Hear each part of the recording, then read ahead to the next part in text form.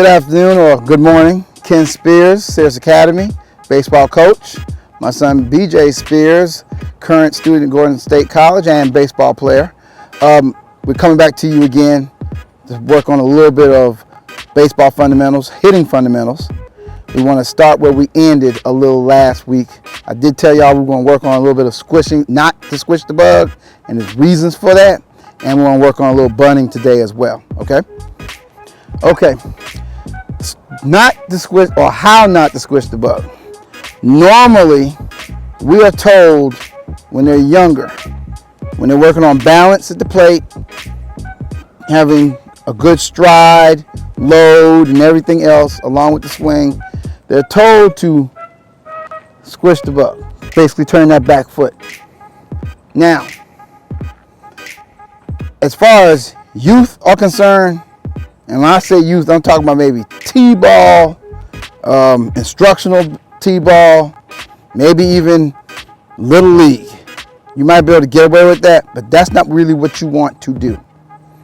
Go ahead and get a stance for me, please, sir. The reason why we turn that back leg is you're trying to take the back hip and replace it with the front hip. Demonstrate just really quick for me. Now, the reason why we want to have that back hip come to where the front hip is because, again, you want everything facing towards the pitcher. Relax. You want every momentum going towards the pitcher. If you look at any slow motion videos on YouTube on any good hitters, that back foot, even on Hank Aaron, when they complete the swing, as they make contact and they come through, that back leg is actually, or back foot is actually going to be off the ground. Maybe sometimes a toe, maybe off altogether, and then sometimes even coming forward because of forward momentum. So you don't really want to teach squashing the bug. What you want to teach is replacing the front hip with the back hip. We're looking for that back hip to replace the front hip. All right, let's try it again.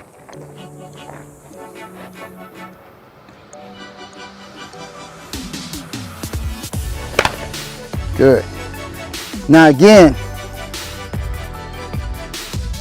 with youth, this is not an advanced move, but this is something that you want them to be able to do.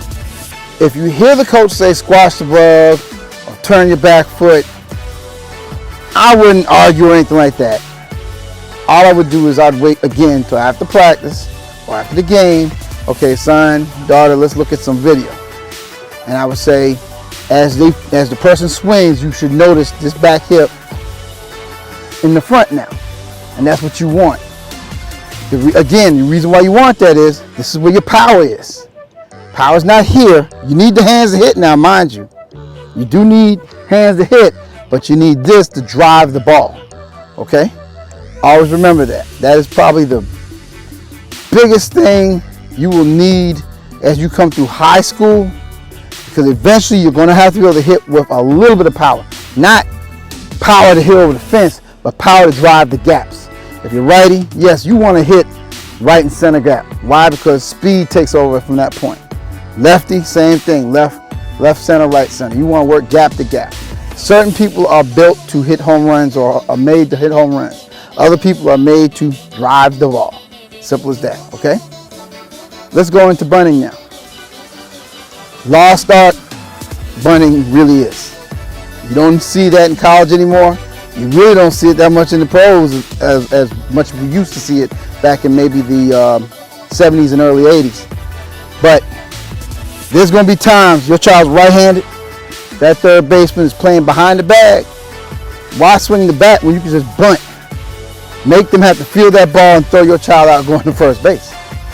Now, when I was younger and was playing, I used to tell us to bunt like this. The problem with that is, if that pitcher's ball starts to run in, you might be able to get out of the way, but odds are you're probably going to get hit. The way that they're being shown now, and my son is going to demonstrate it, is you're going to have more of this with the body ready to explode out of the box. And again, the barrel is already in the field of play. That's one line, and that's one line here. Those are your foul lines. When he sets up the bunt, you want the barrel already in the field of play. If it's not in the field of play, there's no way that ball is going to stay fair.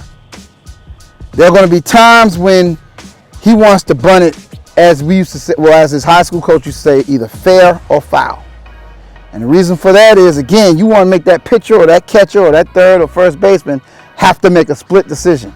If they're running down, charging on a ball that's bunted and it's rolling close to that line, that gives them that much more time to get there.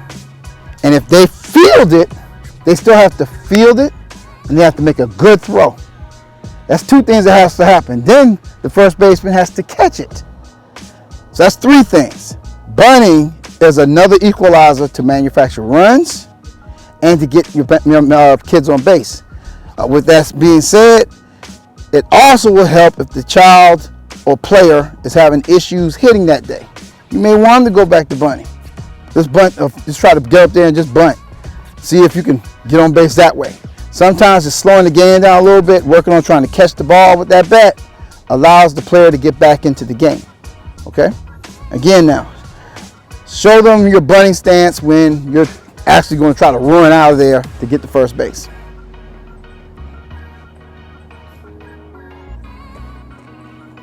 As you see right there, barrel's in the field of play.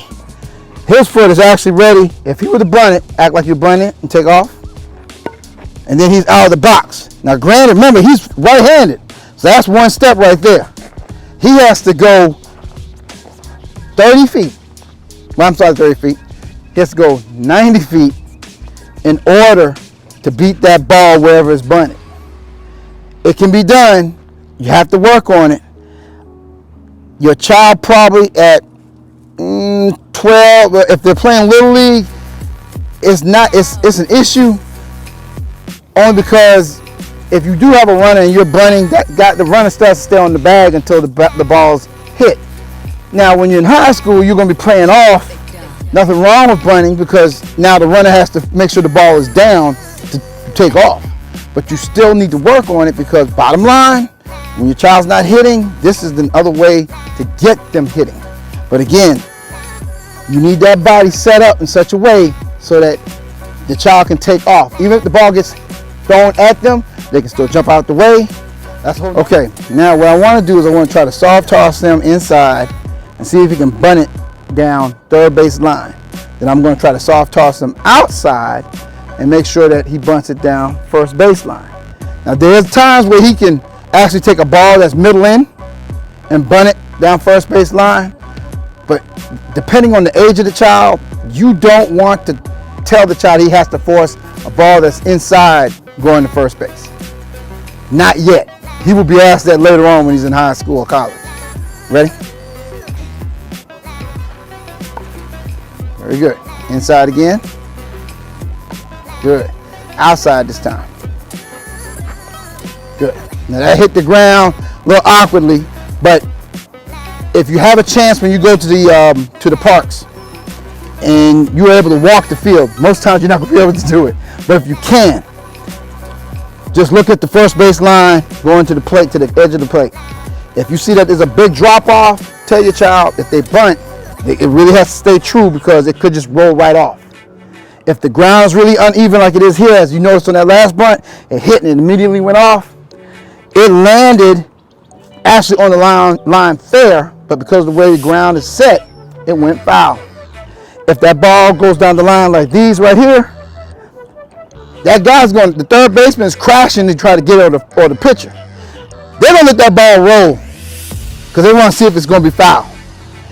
Or they got to pick it up with their bare hand, and most times kids always pick it up with their glove, come back and try to make a throw. By that time your child is already on base. And understand, parents, if they're playing Little League, they're going to probably be on different base paths. In high school, it's 90 feet you got to go. But when you're in Little League, it's only, I believe, 40 some odd feet. You bunt the ball right, your child's probably already on base. But remember, bunting is something that you can do every day. You can work on this in the house because you can use a wiffle ball. You want your child to catch the ball with the bat. If the ball, no matter where it is on the plate, if it's here, that ball should be going that way. You don't ever want to bunt this ball straight back to the pitcher. Never. Because that's just giving up an out. You want to make sure that guy has to make a decision. So if that ball's here, it must be down third base line. If that ball's here, it must be down first base line. Unless it's what is called a suicide bunt. And you rarely see this done, but it's done. A kid will be on third. It's the last inning. They're trying to win. Time running out. A ball's coming in high. The kid is trying to steal home base. You have to bunt this ball. Your child has to put the bat on this ball. When your child can bunt, it shows the scouts, whether it's college or MLB, kid knows baseball. If a kid is playing, if your third baseman is playing behind the bag, you should be bunting. He has to come all the way up. He has to come more than 90 feet to get that ball. If the first baseman is playing behind the bag, you should be bunting. If it's outside pitch, why not? Make that pitcher field the ball and throw you out. Make them. Use that lost art.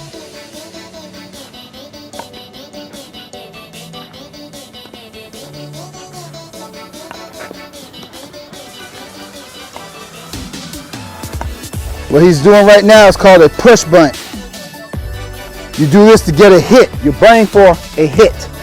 By doing it that way, that causes the pitcher to have to go after it, or the first baseman, and if they both crash, the second baseman may forget to cover first. He's on base with no problem. My fault. Two more. Good. All right, that's all we're doing today on bunting, and that's pretty much all you need. Remember, you're only doing bunting because no one else is doing it. It allows your child to become a better hitter, plain and simple. Bunting allows that. Bunting also allows to manufacture runs, help them get on base. The better they can bunt, the more dangerous they are as a hitter. And that's at any age level, and that's at any, whether it's Little League, the AAU ball, high school, college, or pro. All right? Great talking to you. We'll see you next time.